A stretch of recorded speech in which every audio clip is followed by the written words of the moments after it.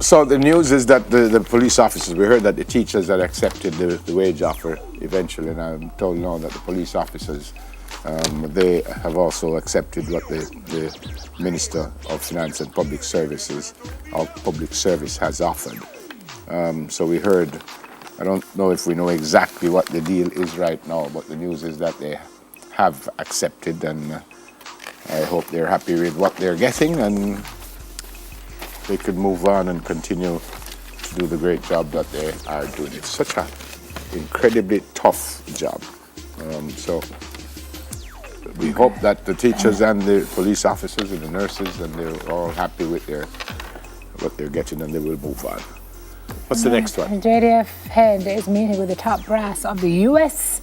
military. That's interesting. The Charge d'Affaires to Jamaica, Eric Kant, the U.S. Charge d'Affaires, earlier this week, underscored the planned visit of Major General Rocky Meade, Chief of Staff to the JDF, to the U.S., as acknowledgement of Jamaica's key role in the disruption and dismantling of transnational criminal activities in the region. Kant said that we often like to describe the Caribbean as our third border, and Jamaica is at the center of that border. Knowing Jamaica has our back, we feel much better about our own border security, and we'd like to say, Jamaica, we also have your back. So that's a good look for us.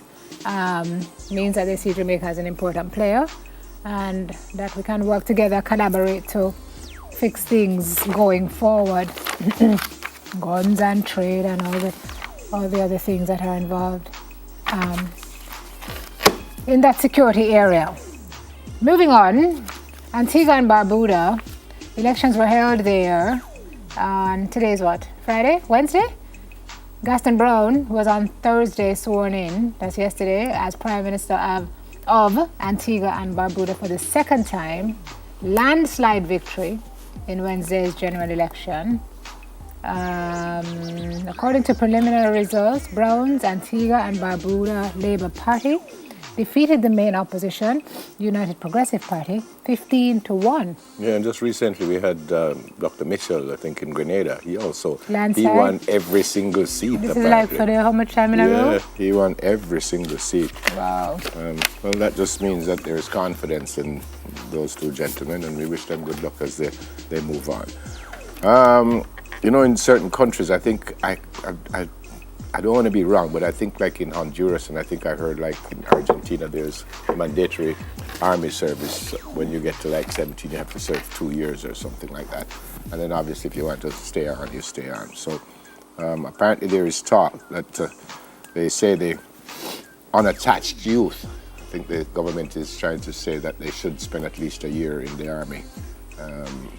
And there's a security expert, Mr. Kinsey Smith, who is backing that move, and also says it will be an opportunity to keep track of these young men and young women, I suspect. So let's...